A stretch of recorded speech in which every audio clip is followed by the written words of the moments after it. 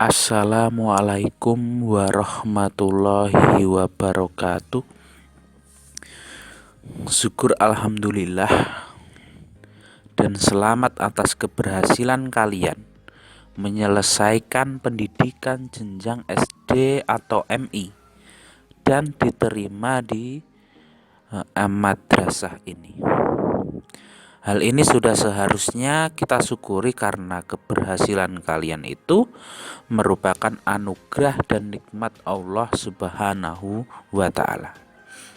Pada pertemuan kali ini kita akan membahas tentang perumusan dan penetapan Pancasila sebagai dasar negara.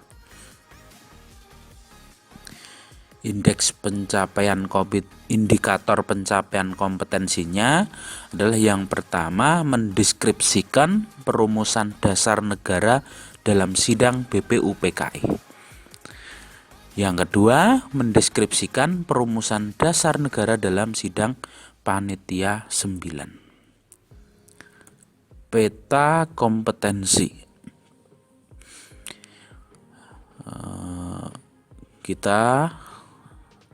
Babnya adalah proses perumusan dan penetapan Pancasila sebagai dasar negara. Kemudian ini subbab yang pertama, sejarah perumusan Pancasila.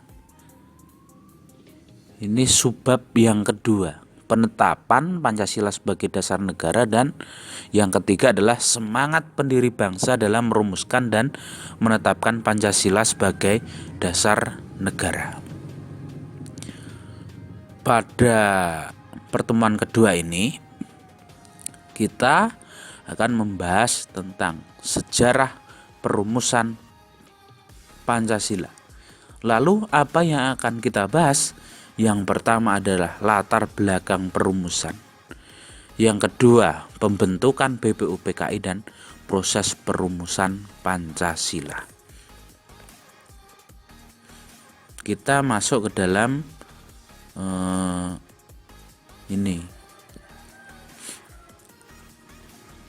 pembahasan yang pertama, latar belakang perumusan.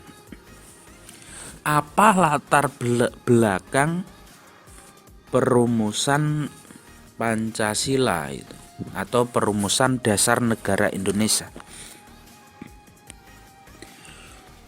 Sebenarnya berawal dari kekalahan Jepang oleh pihak sekutu. Kemenangan Jepang itu di Asia tidak bertahan lama. Pihak sekutu itu berhasil menduduki wilayah yang dikuasai oleh Jepang. Maka pada tanggal 1 Maret 1945 Jepang ini mengumumkan pembentukan Dokuritsu Junbi Choshakai atau Badan Penyelidik Usaha-Usaha Persiapan Kemerdekaan Indonesia atau BPUPKI untuk menyelidiki usaha-usaha persiapan kemerdekaan. Janji Jepang itu membentuk BPUPKI itu direalisasikan pada tanggal 29 April 1945 bersamaan dengan hari ulang tahun Kaisar Hirohito. Nah itu. Jadi latar belakang perumusan Pancasila itu yang pertama, kekalahan Jepang oleh sekutu. Yang kedua, Jepang menjanjikan kemerdekaan. Nah, untuk merealisasikan janji Jepang, maka dibentuklah BPUPKI atau dalam bahasa Jepangnya Dokuritsu Junbi Kosakai. Nah, ini periodisasi pembentukan BPUPKI. Pada tanggal 1 Maret BPUPKI itu dibentuk, ya kan? Kemudian pada tanggal 29 April 1945 itu pelantikan dan pengumuman keanggotaan BPUPKI. Anggotanya berjumlah 62 orang yang terdiri dari tokoh-tokoh bangsa Indonesia dan 7 orang anggota perwakilan dari Jepang. Kemudian pada tanggal 29 Mei itu BPUPKI diresmikan, ya kan. Kemudian mulai sidang pada tanggal 29 Mei sampai 1 Juni 1945. Itu adalah sidang yang pertama BPUPKI membahas tentang rancangan dasar negara Indonesia merdeka. Kemudian sidang yang kedua yakni pada tanggal 10 Juli sampai 17 Juli 1945 membahas tentang rancangan undang-undang dasar. Nah itu. Ini sejarah periodisasi pembentukan BPUPKI. Kita akan membahas tentang perumusan dasar negara. Berawal dari sidang BPUPKI. Sidang pertama itu dilaksanakan pada tanggal 29 Mei sampai dengan 1 Juni 1945 di Gedung Chuo Sang In, Jalan Pejambon 6, Jakarta, yang kini dikenal sebagai Gedung Pancasila. Pada sidang pertama ini itu dengan agenda membahas rancangan dasar negara. Anggotanya itu tadi 62 orang yang terdiri atas tokoh bangsa Indonesia dan 7 orang anggota perwakilan dari Jepang. Ketuanya adalah Dr. KRT Rajiman Widyodiningrat dengan 2 wakil ketua dari Jepang yaitu Ichibanga Shiyushio dan Raden Panji Suroso atau RP Suroso itu. Ini agendanya sidang pertama itu membahas rancangan dasar negara. Pada sidang pertama ini 3 orang mengajukan pendapatnya tentang dasar negara, yakni Mr. Muhammad Yamin, Profesor Dr. Mr. Supomo dan Insinyur Soekarno.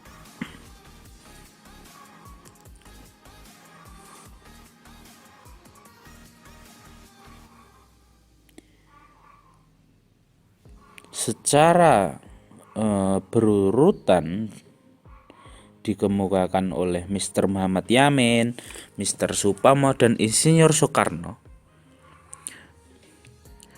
Mr. Muhammad Yamin mengusulkan dasar negara pada sidang BPUPKI itu tanggal 29 Mei.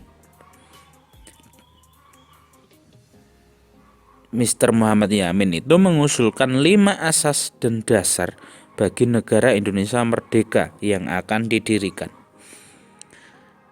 yaitu peri kebangsaan, peri kemanusiaan, peri ketuhanan, peri kerakyatan, dan kesejahteraan sosial. Setelah selesai, Mr. Muhammad Yamin menyampaikan konsep mengenai asas dan dasar negara Indonesia merdeka secara tertulis kepada ketua sidang yang berbeda dengan isi pidato sebelumnya. Asas dan dasar Indonesia merdeka secara tertulis menurut Mr. Muhammad Yamin adalah sebagai berikut. Yang pertama adalah ketuhanan yang Maha Esa. Yang kedua kebangsaan persatuan Indonesia. Yang ketiga rasa kemanusiaan yang adil dan beradab. Yang keempat kerakyatan yang dipimpin oleh hikmat kebijaksanaan dalam musyawaratan perwakilan. Keadilan sosial. bagi seluruh rakyat Indonesia. Nah, ini nomor 4 ini adalah kerakyatan yang dipimpin oleh hikmat kebijaksanaan dalam permusyawaratan perwakilan. Itu yang betul, bukan musyawaratan. Nah, setelah kita lihat, ini kan hampir sama dengan perumusan Pancasila kita gitu. Ini yang kedua misalkan.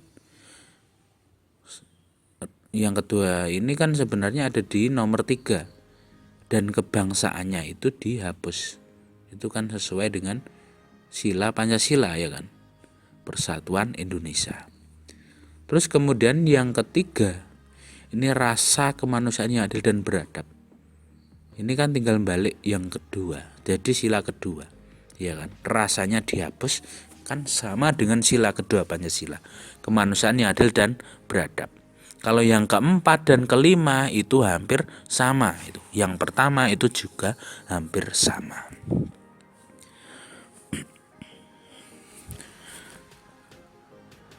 Selanjutnya itu pada tanggal 31 Mei 1945 Mr. Supomo itu menyampaikan pidatonya tentang dasar negara. Menurut Mr. Supomo, dasar negara Indonesia merdeka itu adalah persatuan itu. Yang kedua adalah kekeluargaan, yang ketiga keseimbangan lahir batin, musyawarah yang keempat, dan yang kelima adalah keadilan rakyat. Nah, dalam buku kalian itu hanya keadilan saja, silahkan kalian tambahi itu halaman 7 itu. Keadilan rakyat yang betul. Selanjutnya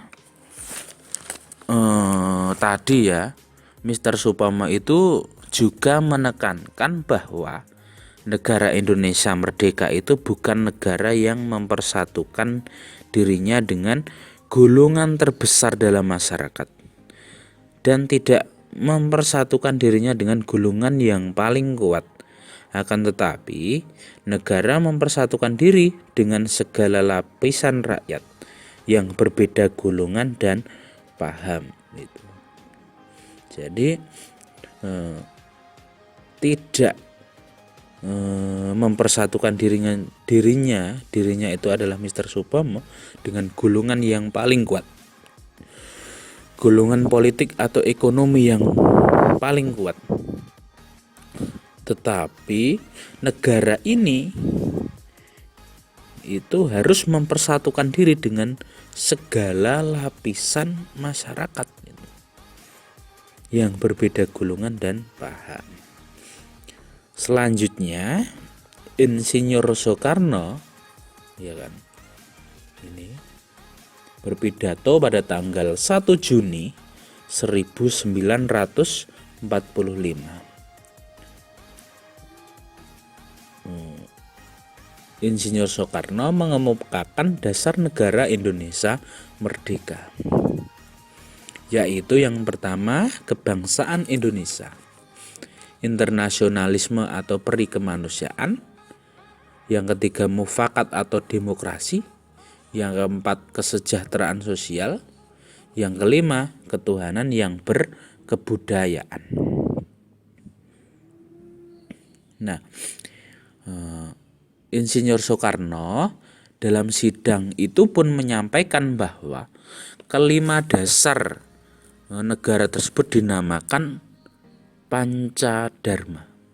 Kemudian atas saran seorang ahli bahasa, Insinyur Soekarno itu menamai kelima dasar negara tersebut dengan Pancasila, ya kan? Panca artinya 5 dan sila artinya asas atau dasar. Dan di atas kelima dasar itulah mendirikan negara Indonesia yang kekal dan abadi. Maka berdasarkan peristiwa tersebut, setiap tanggal 1 Juni ditetapkan sebagai hari lahirnya Pancasila. Nah, ini latar belakangnya adalah seperti ini, hari lahirnya Pancasila.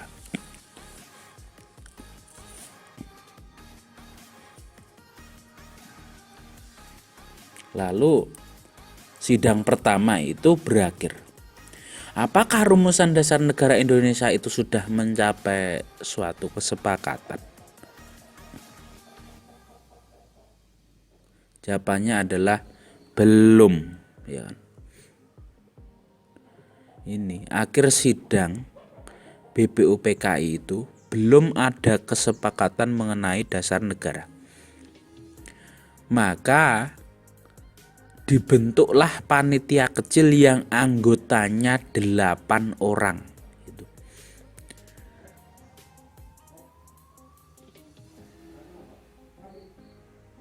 Panitia kecil itu mengadakan rapat dengan 38 anggota BPUPKI di kantor besar Jawa Hokokai. Pertemuan tersebut membentuk lagi satu panitia kecil yang beranggotakan 9 orang, diberi nama Panitia 9. Panitia 9 itu mengadakan rapat di rumah kediaman Insinyur Soekarno pada tanggal 22 Juni 1945. Panitia 9 itu telah mencapai satu persetujuan atau kesepakatan tentang rancangan pembukaan hukum dasar atau Undang-Undang Dasar. Rancangan pembukaan hukum dasar ini dinamakan Muqaddimah. Naskah Muqaddimah yang ditandatangani yang benar adalah naskah Muhammad Muqaddimah yang ditandatangani oleh 9 orang anggota panitia 9 dikenal dengan nama Piagam Jakarta atau Jakarta Charter. Nah, ini awalnya kan tadi sidang pertama berakhir, terus dibentuk panitia kecil yang anggotanya 8 orang. Tugasnya itu untuk menampung berbagai usul yang menyangkut beberapa masalah itu. Misalkan ada usul yang meminta Indonesia merdeka selekas-lekasnya, atau ada usul golongan yang mengenai dasar, atau usul-usul yang lain itu ditampung oleh panitia kecil ini yang anggotanya 8 orang. Terus selanjutnya panitia kecil yang anggotanya 8 orang ini tadi rapat dengan 38 anggota BPUPKI di kantor besar Jawa Hokokai. Nah, dalam pertemuan ini panitia kecil itu membentuk satu lagi panitia kecil yang anggotanya itu 9 orang dan diberi nama Panitia 9. Nah, tadi dibentuk panitia kecil yang anggotanya 8 orang, terus kemudian panitia kecil yang anggotanya 8 orang itu membentuk panitia kecil lagi yang anggotanya 9 orang. Nah, ini awalnya seperti itu. Jadi jangan bingung. Kok ini panitia kecil, ini juga panitia kecil, itu seperti itu.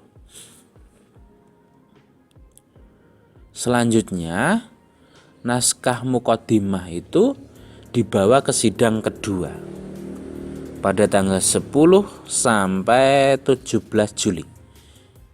Pada tanggal 14 Juli itu Muqaddimah itu disepakati oleh BPUPKI.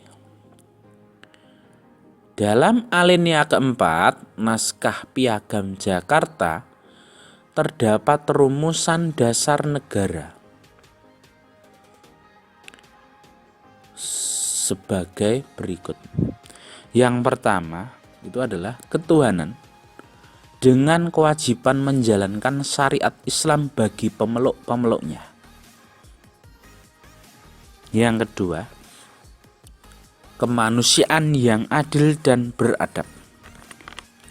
Yang ketiga, persatuan Indonesia. Yang keempat, kerakyatan yang dipimpin oleh hikmat, kebijaksanaan dalam permusyawaratan atau perwakilan. Yang kelima, keadilan sosial bagi seluruh rakyat Indonesia. Ini rumusan Pancasila dalam naskah Piagam Jakarta dalam muqaddimah tadi. Lalu tugasnya untuk kalian yang pertama adalah apa yang kalian ketahui tentang Pancasila. Pancasila itu apa? Silahkan kalian cari di berbagai sumber. Bisa melalui buku ataupun browsing di internet. Yang kedua, bagaimana rumusan dasar negara dalam Piagam Jakarta dan pembukaan Undang-Undang Dasar 1945. Ada perbedaan atau tidak?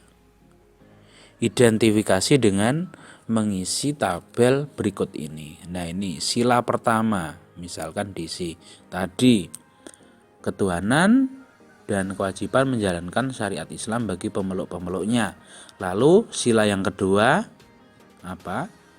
Di sini yang ketiga dan seterusnya. Lalu ini perumusan Pancasila dalam pembukaan Undang-Undang Dasar Negara Republik Indonesia tahun 1945. Ini rumusan Pancasila yang ada sekarang gitu. Ya kan? Pancasila yang ada sekarang. Nanti diidentifikasi apakah ada yang berbeda ataukah sama semua, itu nanti silahkan dikerjakan di buku tugas kalian. Lalu dikumpulkan bersamaan dengan mapel-mapel yang lain yang akan diinfokan oleh wali kelas kalian. Demikian pembelajaran kita pagi hari ini. Apabila ada kesalahan, saya mohon maaf yang sebesar-besarnya. Wassalamualaikum warahmatullahi wabarakatuh.